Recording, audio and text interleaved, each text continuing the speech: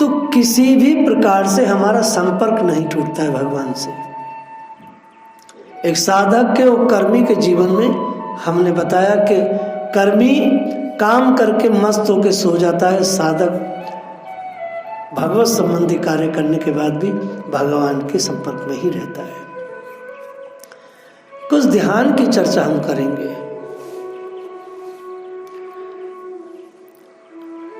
मैं बार बार कहता हूं थोड़ा सा भगवान का ध्यान करें, थोड़ा सा भगवान का ख्याल करें, आंख बंद करें, अंदर भगवान के संपर्क में आए, ऐसा मैं बार बार कहता हूं। शुरू में जब ध्यान साधक करता है तो लगातार उसे भय रहता है। जरा जरा से खटके पर वो अपनी आंख खोल देता है। भय इसलिए लगता है क्योंकि गहरे में उतरना होता है। गहरे में उतरने का मतलब होता है एक ऐसी जगह जो बिल्कुल हमारे लिए अपरिचित होती है, हम उसे जानते नहीं हैं। ध्यान का मतलब होता है जब भगवान का ध्यान हम करते हैं, अंदर, चित्र का नहीं, मूर्ति का नहीं, अंदर जाके जो भगवान का ध्यान किया जाता है उसमें अपने को खोने का भय रहता है। जब तक आप खुद को नहीं खोएंगे, अर्थात अपने देह अभिमान को, देह को नहीं भूलेंगे, तब तक आप खोएंगे ही नहीं। खुद को खोने का भय से अर्थ है जहां किसी पुराने विचार का, किसी पुरानी यादों का, पुरानी जीवन शैली का, इन सब की कोई जरूरत नहीं रहती है। आपकी जीवन शैली क्या थी पहले, आपकी क्या सोच थी, आपकी क्या यादें हैं, आपके क्या विचार हैं, इन सब की जरूरत ध्यान में नहीं पड़ती है। अगर किसी तत्वज्ञानी गुरु के द्वारा ध्यान की विधि सीखनी है तो ये सारी चीजें अपने शरीर से निकालनी पड़ती है, क्योंकि आप एक ऐसी नई दुनिया में जाने वाले हैं जहां सब कुछ एकदम अनोखा होता है, सब कुछ अनोखा। इस दुनिया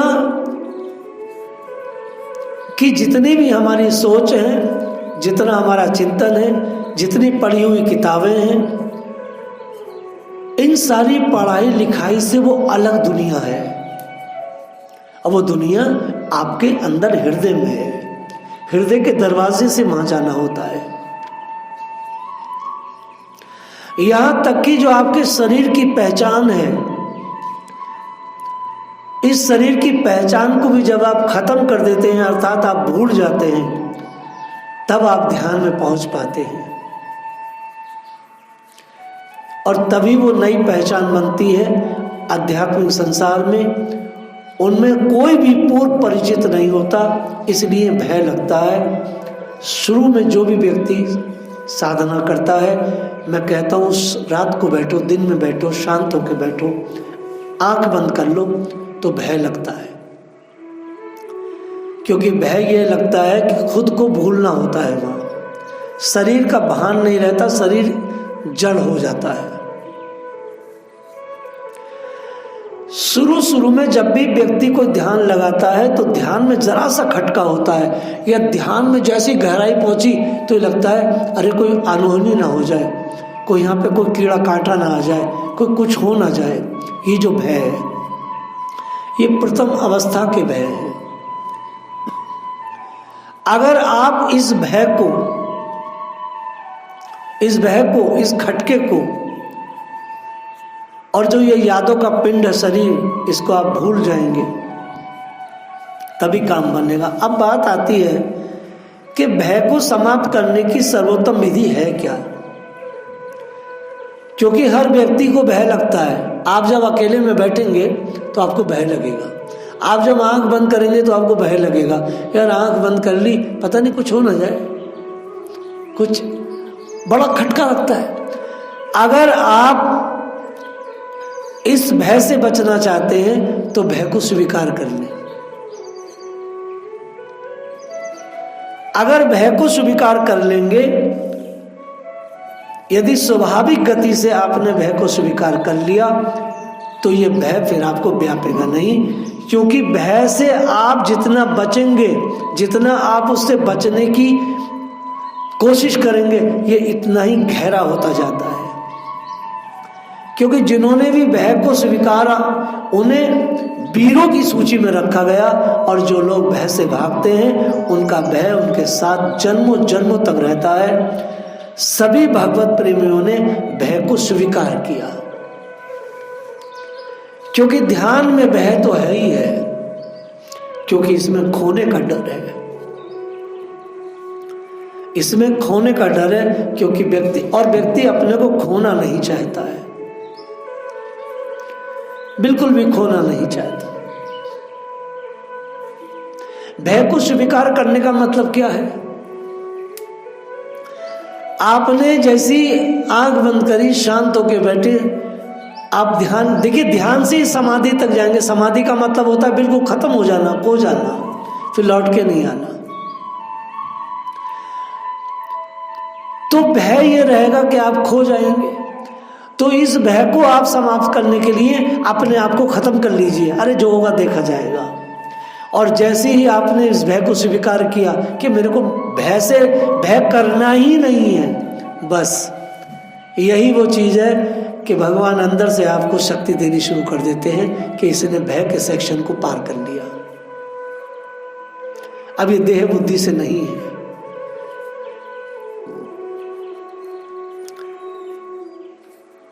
इस पर मैं एक कथा कह रहा हूं।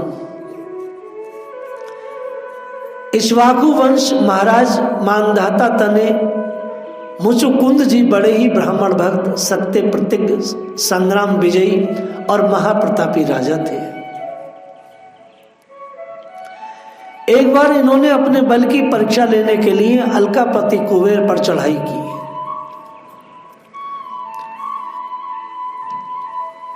तब यक्षराज कुबेर ने इनका सामना करने के लिए राक्षसों की सेना भेजी। उन राक्षसों ने इनकी सेना को कुचलना आरंभ किया। तब ये श्री सद्गुरुदेव वशिष्ठ जी की शरण में गए और श्री वशिष्ठ जी ने अपने तपोबल से राक्षसों का संहार कर डाला। मुचुकुंद जी की विजय का मार्ग प्रशस्त हुआ। अपनी सेना का संहार देख कुबेर जी और स्वयं मुचुकुंद जी के समीप आकर बोले, महाराज, यदि तुम्हारी भुजाओं में कुछ बल है तो मुझे दिखाओ। ब्राह्मणों के बल पर युद्ध करना ठीक नहीं है। ये बात बड़ी कड़वी थी मगर सच्ची थी। मुचुकुंद कोई साधारण व्यक्ति नहीं थे, इक्ष्वाकु वंश के थे, मानधाता के पुत्र थे। जहां भगवान राम जन्मे उस वंश के।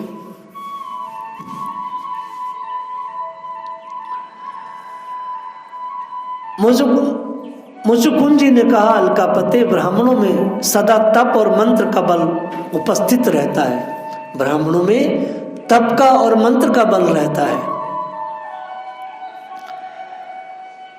और क्षत्रियों में अस्त्र का और भुजाओं का। क्षत्रियों में दो बल है, अस्त्रों का है और भुजाओं का बल है। अतः ब्राह्मण और क्षत्रिय दोनों को एक साथ मिलकर ही प्रजा का पालन करना होता है।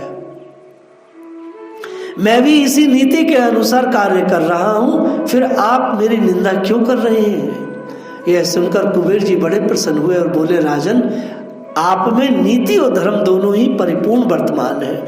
अतः आज मैं आपको इस सारी पृथ्वी का राज दे रहा हूं। आप इस मेरी दी हुई संपूर्ण पृथ्वी का शासन करो। श्री मुचुकुंद जी ने कहा, राजा धीराज, मैं आपके दिए हुए राज्य को नहीं भोगना चाहता। मेरी तो यही इच्छा है कि मैं अपने बाहुबल से उपार्जित राज्य का उपभोग करूं। महाराज मुचुकुंद जी के इस क्षत्रियोचित वीरोचित वंशोचित वचन को सुनकर के कुबेर को बड़ा विस्मय हुआ। तदंतर क्षत्रिय धर्म का सम्यक पालन करने वाले राजा मुचुकुंद ने अपने बाहुबल से प्राप्त संपूर्ण पृथ्वी को जीता और शासन किया। यह कथा महाभारत में आती है। अब मैं इस कथा का आपको गहराई दे रहा हूं। मैंने आपसे ध्यान में कहा कि ध्यान में खोना होता है अपने को, और जिसने अपने भय जीत लिया, स्वीकार कर लिया, वो आगे बढ़ जाता है। महाराज मुचकुंद जी ने अपने भय को जीता।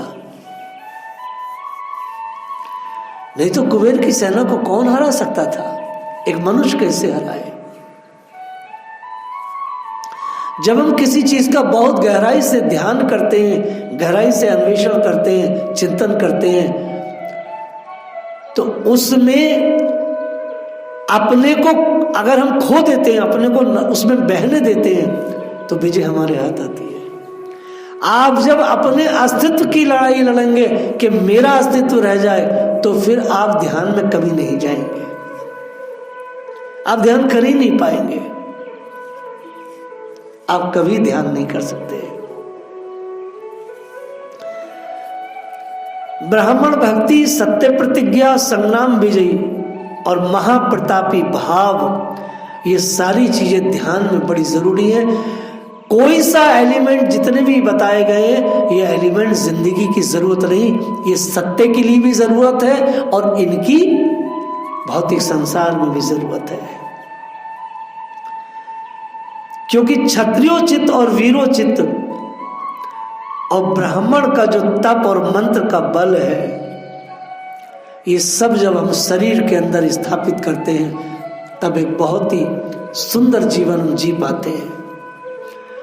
आप खाली मंत्र जपते रहें और आप उन पर काम ना करें, आपके पास व्यक्तिगत पौरुष ना हो, अपने को खत्म करने की शक्ति की भावना ना हो, अपने को मिटाने की भावना ना हो, तो आप ध्यान में न जा पाएंगे, आप ध्यान कर ही नहीं पाएंगे। देखिए, ध्यान का अर्थ है कि आप अपने में खो जाना। जब आप अपने शरीर को देखिए, ध्यान आप कर रहे हैं और कोई सर्प आपके ऊपर आ जाए, तो इसे कहते हैं भय को स्वीकार करना। अगर गहरे ध्यान में जाना है तो आपको इस भय को जीतना ही होगा कि सर्प करेगा क्या।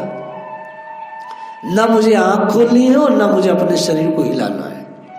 अगर आपने अपने शरीर को निश्चेष्ट रखा और श्वास गति पे बिल्कुल वैसी ही स्थिति रखी जैसे है, तो सर्प आपको छू के लिपट के चला जाएगा। और जैसे ही आपने अपना शरीर हिलाया, अर्थात अपनी देहात बुद्धि को आगे बढ़ाया, अर्थात आपने अपनी उपस्थिति दर्ज कराई, तो सर्प आपको काटेगा ही। क्योंकि भय जो हुआ है, तो भय का रिजल्ट तो फिर भय ही है, भय का रिजल्ट तो फिर मृत्यु ही है, भय का रिजल्ट तो फिर आपका नुकसान ही है, हानि ही है। एक उदाहरण दे रहे हैं, आप तूफान में बैठे हैं, आपने ध्यान में अपना आसन जमा लिया, अब तूफान आ गया तो उड़ जाएंगे, ये हो जाएगा, वो हो जाएगा, बस आप बैठ जाइएगा। आप निश्चेष्ट अगर बैठ जाएंगे एक शव की तरह, आप हिले ना, तो वो तूफान आकर के चला जाएगा, क्योंकि आपके अंदर जो आत्मा है उससे आपका कांटेक्ट हो गया है। लेकिन जैसे ही आप अपना प्रयास करेंगे तो फिर काम, इसे कहते हैं वीरोचित, क्षत्रियोचित। आपको अपना क्षत्रित्व, आपको अपना वीरतत्व जो है वो अपने ध्यान में स्थित करना है। शक्तियां वही हैं, बस शक्तियों को रूपांतरित करना होता है, स्थानांतरित करना होता है। उसी शक्ति से एक रिक्शे वाला रिक्शा चलाता है, उसी शक्ति से एक इंजीनियर जो है इंजीनियरिंग कर लेता है, उसी शक्ति से एक हलवाया हल चलाने लगता है। शक्ति तो वही है।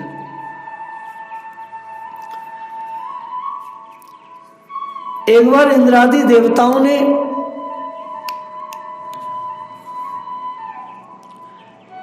असुरों के अत्यंत भयभीत होने के बाद बहुत एक बार संग्राम हुआ असुरों का देवताओं का, तो इंद्र मुचकुंद जी के से प्रार्थना किए कि महाराज आप हमारी सहायता करें, आप यहाँ आए। तो महाराज चले गए। देवताओं को सेनापति के रूप में कार्तिकेय मिल गए। उन लोगों ने राजा मुचकुंद से कृतज्ञता प्रकट करते हुए विश्राम करने को कहा और युद्ध बहुत लंबा चला। जब युद्ध समाप्त हुआ और देवताओं को विजय मिल गई तो इंद्र इत्यादि बोले कि महाराज आप थक गए और आपने हमारा बड़ा कार्य किया, अब बताइए हम आपका क्या प्रिय करें। तो मुचकुंद जी ने विचार किया कि मुझे राज्य पे लौट जाऊंगा, मैं अपने घर परिवार में जा रहा हूं। बोले महाराज कौन से राज्य परिवार की बात कर रहे हैं, क्योंकि आप जिस राज्य परिवार की बात कर रहे हैं महाराज वो 6 पीढ़ी बीत चुकी है, आपके वंश में से कोई नहीं रहा है। धरती अब किसी और की है महाराज, अब आपकी नहीं है। इतना समय युद्ध हुआ वहां। तो बोले कि मैं थका बहुत हूं, अच्छा आप ऐसा करो मुझे सोने का वरदान दे दो, मैं सो जाऊं, मैं बहुत नींद आ रही है मुझे। बोले महाराज हम आपको वरदान देते हैं कि आप खूब सोएं, लेकिन कोई आपको यदि उठाएगा तो आप उस पर दृष्टि डालेंगे, वो मर जाएगा। तो यही महाराज मुचकुंद जब यमराज का आक्रमण हुआ मथुरा में तो भगवान श्री कृष्ण उन्हीं मुचकुंद जी की गुफा में गए और उनकी दृष्टि पड़ी और वो मर गया। ऐसे महाप्रतापी। ये शयन क्या था? ये शयन भी योग निद्रा थी। ये शयन कोई ऐसा वैसा ना था जैसे आपका हमारा है, क्योंकि ऐसे अंधकार वाली नींद से ऐसी शक्ति नहीं आती है। योग निद्रा में ही ऐसी शक्ति आती है कि आप आंख खोलेंगे तो आपकी शक्ति आपकी आंख से निकलेगी। जो नींद हम लोग लेते हैं वो तो अंधकार की नींद है, वो तो डूबने वाली नींद है। योगियों की नींद ऐसी नहीं होती। योगियों की नींद तो होती है वो उजाले की ओर ले जाती है।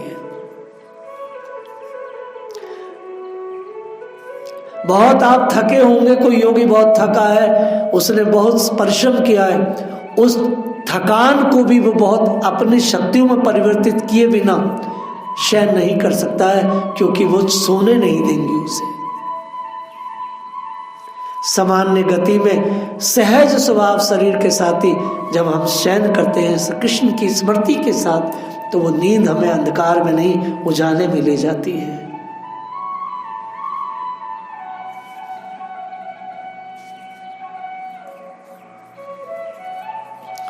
बहुत बड़ी बात है। इसलिए ध्यान की गहराइयों में जाने के लिए आपको अपना भय जीतना होगा, और भय जीतने के लिए कोई उपाय नहीं, कोई तावीज नहीं, किसी का आशीर्वाद नहीं, बस इस भय को आप स्वीकार कर लें। पांडवों ने भय को स्वीकार किया, इसलिए पांडव विजयी रहे। भीम ने भय को स्वीकार किया, बड़े बड़े राक्षसों का वध किया। इसे कहते हैं भय को स्वीकार करना। महाराज सुग्रीव ने भय को स्वीकार किया, अतः वो बाली से टकरा गए।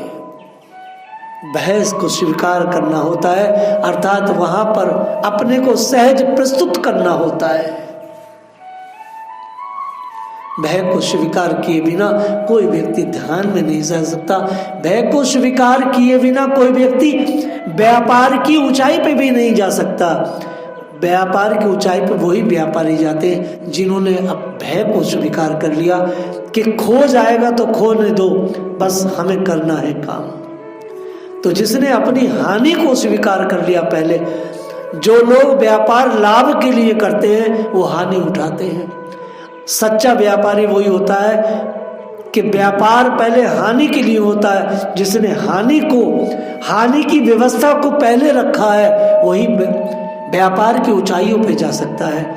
वैसे ही जो ध्यान में जाना चाहता है, जो व्यक्ति अपने को खोने का भय खत्म कर देगा, वो ध्यान की ऊंचाई पे चला जाएगा।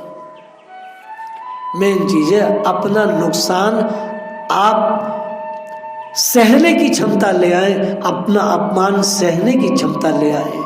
हर प्रतिकूल परिस्थिति में आप समता के साथ जीने की दक्षता ले आएंगे, तो फिर ये चीजें आपको ध्यान और स्मरण में काम आएंगी।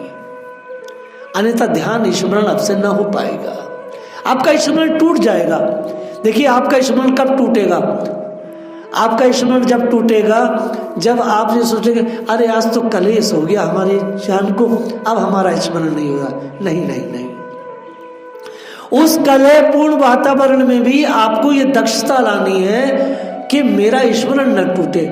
जैसे किसी व्यापारी का पैसा टूट जाए और उसने पहले से पैसे की व्यवस्था कर रखी हो कि टूटेगा तो ऐसे लगा दूंगा, तो उसका चिंतन खराब नहीं होता, उसका व्यापार खराब नहीं होता। यही ध्यान की स्थिति है।